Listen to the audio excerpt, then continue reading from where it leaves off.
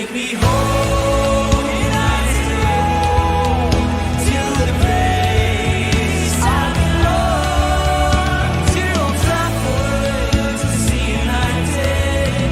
Take me home, United Road.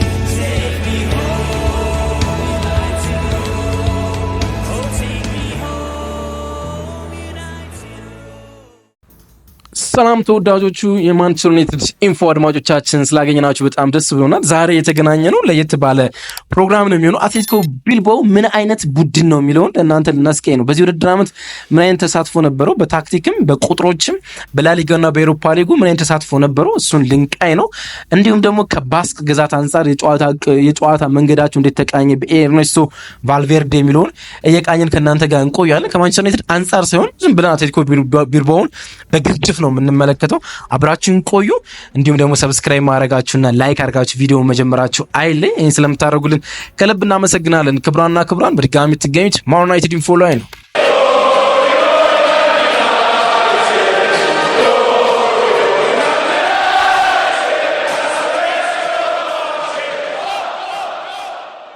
እንግዲህ ክለብ አትሌቲክ ኦፊሻል መጠሪያው ነው የክለቡ ወይም ደግሞ አትሌቲክ ቢልባኦ በአውሮፓ መድረኮች ላይ የሚጠራበት ስያሜ ነው። በስፔኗ ባስክ ግዛት ነው የሚገኘው። እንግዲህ ስፔን የተለያዩ ግዛቶች አላት፣ ካታሎን፣ ባስክ። እንዲሁም ደግሞ ባለፈው የኮፓ ዴል ሬይ ፍጻሜ ላይ ባርሴሎና ሻምፒዮን ሲሆን ፔድሪ ጎንዛሌዝ የባርሴሎና አማካኝ የያዘውን ባንዲራ ተመልካታችሁ ከሆነ በስፔን ግዛት ውስጥ የምትገኝ ግን ደግሞ ከፍ ብላ በኦሽኖች መሀል የምትገኘው ላስ ፓልማስና ቴናሪፍ ያሉባት ከተማ አለች። እሷም ለብቻ ለመገንጠል ትፈልጋለች። የተለያዩ ግዛቶች ያሉት መኖሪያ ነው። ግን ባስክ ከስፔኖች ሁሉ በባህል ጥቂት ለወጥ ያለ፣ ከዛ አካባቢ ብዙ አሰልጣኞች የወጡበት፣ ስለራሳቸው ክብር ብዙ የሚጨነቁ ማህበረሰቦች ናቸው ተብሎ የሚነገር ነው። አትሌቲኮ ቢልባኦም በዛ ባስክ ግዛት ቅኝት ውስጥ የተቃኘ ክለብ ነው። ለምሳሌ ያህል የክለቡ ሁሉም ተጫዋቾች ስፔናዊያኖች ናቸው። ታምናላችሁ? ሁሉም ተጫዋቾች ስፔናዊ ናቸው። ሁሉም። አንድ ብቻ አለ፣ ኢናኪ ዊሊያምስ። የኒኮ ዊሊያምስ ወንድም ለጋና ብሔራዊ ቡድን ብቻ ይጫወታል። እሱም ስፔን ውስጥ ነው የኖረው ለብዙ ዓመታት። የስፔን ዜግነትም አለው። ለስፔን መጫወት ስላልቻለ ነው ወደ ጋና ሄዶ የፕሮፌሽናል እግር ኳስ ለመጫወት በመጨረሻ ለጋና የተስማማ እንጂ ለስፔን መጫወት ይችል ነበርና ሁሉም ተጫዋቾቻቸው ስፔናዊ ናቸው። ሁሉም ተጫዋቾቻቸው ማለት ነው። እና ያውም ጥቁር ሆኖ ብዙ ያሳመናቸው ተጫዋች ኢናኪ ዊሊያምስ ይመስለኛል። ለብዙም ለጥቁር ተጫዋች ያን ያህል ቦታ የሚሰጡ አይነት ቡድን አይደሉም። እንዳልኳችሁ የክለቡ ሁሉም በወጣቱም በዋናው ቡድን ውስጥ ያሉ ተጫዋቾቻቸው ስፔኖች ናቸው። ስታዲዮ ሳን ማሚስ የክለቡ ዋና ስታዲየም ነው። በባስክ ከተማ ውስጥ የሚገኘው የሴንት ማሜስ ቸርች ስያሜን ያገኘ ስታዲየም ነው። 53289 ተመልካቾችን ይይዛል። ሎስ ላዮንስ ይሏቸዋል፣ ወይም ደግሞ ዘ ላየንስ ማለት ነው። አንበሶች እያሉ ይጠሯቸዋል። ባስኮች ግን ቅጽል ስያሜያቸው እንዲሆን የሚፈልጉ ዙሪ ጎሪክ ነው፣ ወይም ደግሞ ዘ ሬድ ዋይትስ የሚሉት ነጭ ቀይ ለባሾች ተብሎ እንዲጠሩ ነው የሚፈልጉት። የስፔን አራተኛው በጣም ውጤታማው ክለብ ነው። ከባርሴሎና፣ አትሌቲኮ ማድሪድ፣ ሪያል ማድሪድ እንዲሁም ደግሞ ሲቪያ ቀጥሎ ይመስለኛል ትልቁ ግዙፍ ቡድን ነው። 8 የላሊጋ ዋንጫዎችን መብላት ችሏል። 24 የኮፓ ዴል ሬይ ዋንጫዎችን ማንሳት ችሏል። ከባርሴሎና ቀጥሎ ብዙውን የኮፓ ዴል ሬይ ዋንጫ ማንሳት የቻለው ከአትሌቲኮ ከሪያል ማድሪድ ከፍ ብሎ የሚገኘው ቡድን ኤርኔስቶ ቫልቬርዴ አትሌቲኮ ቢልባኦ ነው። እስኪ በዚህ ውድድር ዓመት እንዴት ናቸው የሚለውን እንቀኝ። እንግዲህ በዚህ ውድድር ዓመት በላሊጋው 33 ጨዋታዎችን አድርገው 60 ነጥቦችን ሰብስበዋል። 16 ጨዋታዎችን ማሸነፍ ችሏል።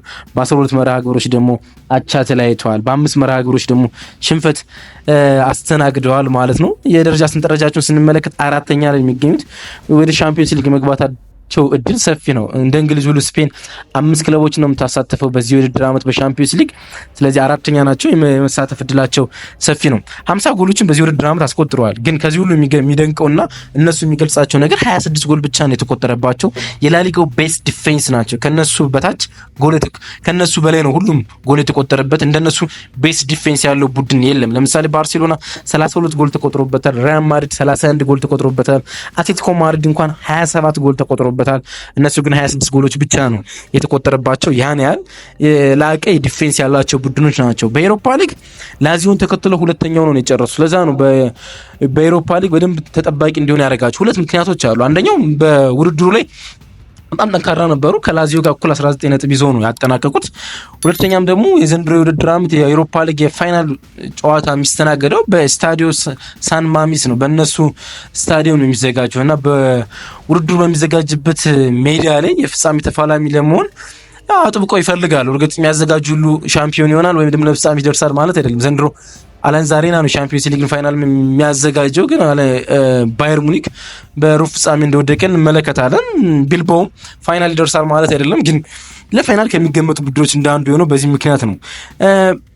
በምድቡ እንዳልኳችሁ 8 ጨዋታዎችን አድርጎ 19 ነጥብ ይዞ ሁለተኛው ነው ያጠናቀቀ። ከዛ በኋላ በጥሎ ማለፍ በምርጥ 16 ውስጥ ሮማ ጋር ተገናኘ።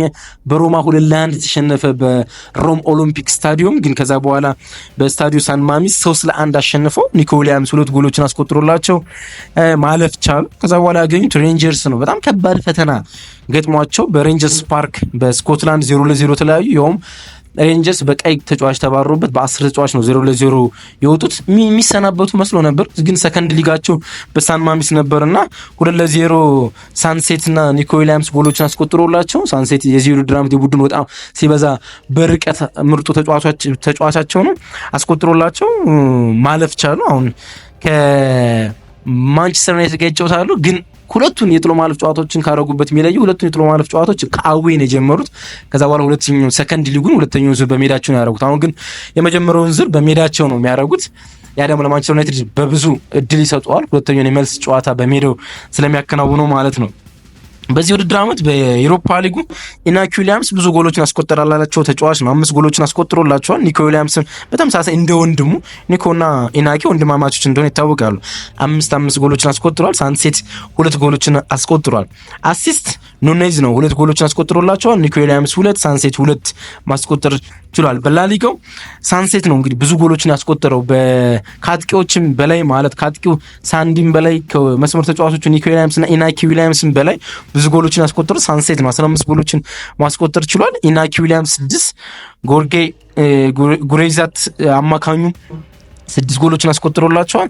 አሲስት ማድረግ የቻለው በዚህ ውድድር ዓመት በሊጉ ኒኮ ዊሊያምስ 5 ጎሎችን ብቻ ነው ማስቆጠር የቻለ። አሲስት ደግሞ 8 አሲስቶችን ኢናኪ ዊሊያምስ ነው ማድረግ የቻለ። አሌክስ በርገር የግራ መስመር አጥቂያቸው የቀኝ መስመር አጥቂያቸው ኢናኪ ዊሊያምስ ጋር የተቀያየሩ ነው የሚጫወቱ። በዚህ የማንቸስተር ዩናይትድ ጨዋታ ከጎርጌዝ እና ከኢናኪ ዊሊያምስ ማን ይጠቀማል የሚለው ኤርኔስቶ ቫልቬርዴ የሚጠበቀው ነው። ግን 7 አሲስት አለው። ኒኮ ዊሊያምስ 5 አሲስት አለው። በኤሮፓ ሊግ ያላቸው አንዳንድ ቁጥሮች እንመልከት። እንግዲህ 12 ጨዋታዎችን አድርገው 21 ጎሎችን ነው በዚህ ውድድር ዓመት ማስቆጠር የቻሉት።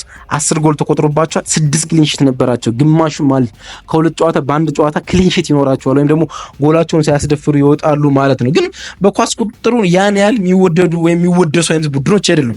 በላሊጋውም ጭምር ነው የኤርኔስቶ ቫልቬርዴ ቡድን የባርሴሎና አሰልጣኝ ሆኖ ከዛ በኋላ በፊት በሴልታ ቪጎ በጣም አስደናቂ ቡድን ቢሰራ ቫልቬርዴ ቢልባኦ ግን የሚከላከል የሚመስል ቡድን ነው። ለታክቲክ በጣም ጀብደኛ የሆነ ቡድን ነው የሚሰራና 55.0% የኳስ ቁጥጥር ድርሻ ነው ያላቸው። 398 ኳሶችን ነው በአቬሬጅ የሚቀባበሉት ማለት ነው። እንግዲህ እንግሊዝ ፕሪሚየር ሊግ ቡድኖች ከረፍት በፊት ይህን ኳስ ሊቀባበሉት እንደሚችሉ ማሰብ ትችላላችሁ። በጣም ብዙ የተለመደ አባባል አለ ኢትዮጵያ ውስጥ የስፔን ቡድኖች ግሩም ኳስ እንደሚጫወቱ መሳል። የስፔን ቡድኖች በዚህ ሰዓት በታክቲክ ውስጥ በጣም ሪጅድ ናቸው እንጂ ከኳስ ጋር ብዙ ግንኙነት የሌላቸው ብዙ ቡድኖች አሉ። ቢልባኦ አለ፣ ጌታፌ አለ። እንደዚህ አይነት ቡድኖች ብዙ ናቸው በስፔን። ኦሳሱናን የመሳሰሉ ቡድኖች በመከላከል ውስጥ የተቃኙ ናቸው። አትሌቲኮ ማድሪድን ሳረሳ ማለት ነው። እና 398 ኳሶች ነው በአቬሬጅ የሚቀባበል። ከዛው 83.5% ነው በትክክል ለጓደኞቻቸው የሚደርሱ። ኦን ሃፍ በራሳቸው የሜዳ ክፍል ነው ብዙ የሚቀባበሉት። 90.4% ኳስ ከ398 በራሳቸው ሜዳ ነው። በኦፖዚሽናል ቦክስ 74% ኳስ ነው የሚቀባበሉት። 74% ስኬት ነው ደግሞ ያላቸው። ይቅርታ 74% ስኬት ነው ያላቸው በኦፖዚሽናል ቦክስ ማለት ነው። በላሊጋው 33 ጌሞችን አድርጓል። 50 ጎሎችን ማስቆጠር ችሏል። 26 ጎሎች ተቆጥሮባቸዋል። 11 ክሊን ሺት ነው ያላቸው። የቦል ፖዚሽናቸውን ስንመለከት 48% ነው፣ ከ50 በታች ማለት ነው። አንዱ ለማንቸስተር ዩናይትድ ጨዋታውን በጣም አስቸጋሪ ከሚያደርግባቸው መንገዶች አንዱ በኳስ ቁጥጥር ማንቸስተር ዩናይትድ የላቀ የኳስ ቁጥጥር ድርሻ የሚይዙ ቡድኖችን ጋር ሲጫወት በጣም ጥሩ ዲፌንስ ይኖረዋል። ጥሩ ዲፌንስ ስላለው በ3-5-2 ይሁን በ3-4-3 ይሁን ወደ ፎርሜሽኑ ማንቸስተር ዩናይትድ ሮበን አሞሪም በመከላከል ጊዜ 5-3-2 3-2 ሲያደርገው ይሁን በጣም ድንቅ ነው ማንቸስተር ዩናይትድ ሲከላከል ማለት። ለዛ ደግሞ የተቃራኒ ቡድኖች የኳስ ቁጥጥር ድርሻቸው ጥሩ ሲሆን መልካም ነው። ሲቲ፣ አርሰናል፣ ሊቨርፑል ጋር በጣም ጥሩ የመጫወቱ ምክንያት ይህ ነው። ግን የራሳቸውን የጎል ክልል የሚጠብቁ በመከላከሉ ጥሩ የሆኑ የኳስ ቁጥጥር ድርሻው ለማንቸስተር ዩናይትድ የሚሰጡ ቡድኖች ግን ለዩናይትድ አስቸጋሪ ናቸው። ኖቲንግሃም፣ ኒካስትል ያለን ብዙ ቡድኖች መጥቀስ እንችላለን በዚህ ውድድር ዓመት ማለት ነው። ቢልባኦም እንደዚህ አይነት ቡድን የኳስ ቁጥጥር ድርሻውን ለተቃራኒ ቡድን የሚሰጥ ማለት ነው። በላሊጋው 48.6 ነው እንግዲህ አራተኛ ደረጃ ላይ ተገኝቶ በዚህ ላይ የኳስ ቁጥጥር የደካማ የኳስ ቁጥጥር አለው። በላሊጋው 335 ኳስ ነው በአቬሬጅ በቀን የሚቀባበለው ማለት። ይሄ ደግሞ 159ን በራሳቸው የሜዳ ክፍል 181ን ደግሞ ከሜዳቸው ውጭ ተቀባብለው ማለት ነውና ያን ያህል የኳስ ቅብብላቸው በጣም የተመታ መሆኑን መመልከት እንችላለን። ሎንግ ቦላቸው ደግሞ በጣም አስደናቂ ነው። በጣም የሚገርም ቁጥር አላቸው በሎንግ ቦል 49.6 የተሳካ የጎል ሎንግ ቦል ድርሻ ወይም ደግሞ ረዥም ኳሶችን ይቀባበላሉ። ኢናኪ ዊሊያምስም ይሁን አጥቂ ማሮን ሳንዲ ኳሶችን የመቀበልና የመሸከም አቅማቸው ከፍ ያለ ስለሆነ ረዥም ኳሶችን ይጫወታሉ። እኔ አንድ ቡድን ከሁለት ረዥም ኳስ አንዱን ሲያሳካ የተመለከትኩት በአትሌቲኮ ቢልባኦ ነው። ከሁለት ረዥም ኳስ ቢያቃብሉ አንዱ የተሳካ ነው የሚሆነው። በረኛውም ይሁን ሌሎች ተጫዋቾች ከሁለት ረዥም ኳስ አንዱ ይሳካላቸዋል። ያን ያህል በረዥም ኳስ በጣም የላቁ መሆናቸውን እንመለከታለን። እና ለማንቸስተር ዩናይትድ ኳሱን ሰጠው እነሱ በቦክሳቸው ውስጥ ነው በጣም ፈጣን ለሆኑት ሳንሴት እና ኒኮ ዊሊያምስ ኳሶችን እያሻገሩ የመጫወት እድላቸው ሰፊ መሆኑን መገንዘብ እንችላለን። እንግዲህ በዚህ ውድድር ዓመት በብዛት የተጠቀሙበት ፎርሜሽን እንመልከት። አንዳንድ ለውጦች ሊኖሩ ይችላሉ ለማንቸስተር ዩናይትድ ጨዋታ፣ ግን በብዛት የተጠቀሙበት 4-2-3-1 ፎርሜሽን ነው። ኡናይ ሲሞኒ የስፔን ብሔራዊ ቡድን ግብ ጠባቂ የነሱ ግብ ጠባቂ ነው ይታወቃል። ኦስካር ማርኮስ የቡድኑ አምበል ኦስካር ዲ ማርኮስ የቡድኑ አምበል በቀይ መስመር ተከላካይነት፣ ኤኔሲ ሉኪ በግራ መስመር ተከላካይነት፣ ዳንኤል ቪቪያን እና አልቫሬዝ ደግሞ በመሃል ተከላካይነት አሉ። ዳንኤል ቪቪያን በስፔን ላሊጋ በዚህ ውድድር ዓመት በጣም ጥሩ ከሆኑ ተከላካዮች አንዱ ነው። በአማካይ ላይ የሚጠቀምባቸው ሚኬል ያሬጌዝን እና ኢኖጉ ሮይዝን ነው የሚጠቀሙ። በፊት መስመራቸው ጥራት ብዙ ልታውቋቸው ትችላላችሁ። ኢናኪ ዊሊያምስ፣ ሳንሴት፣ ኒኮ ዊሊያምስ እና አጥቂያቸው ማሮን ሳንዲ ይገኙባቸዋል ማለት ነው። በጣም ፈጣን የሆኑ ሁለት የመስመር ተጫዋቾችን ይጠቀማል። እንግዲህ በጣም ፈጣን የሆኑ ኢናኪ ዊሊያምስ እና ኒኮ ዊሊያምስ ማለት ነው በብዙ እንደሚረዷቸው ይጠበቃል። እነዚህ ሁለት የመስመር ተጫዋቾቻቸው በፍጥነት ለመምጣት ማለት ነው። ረዥም ኳሳቸው በብዛት የሚነሳው ከዳንኤል ቪቪያን ነው።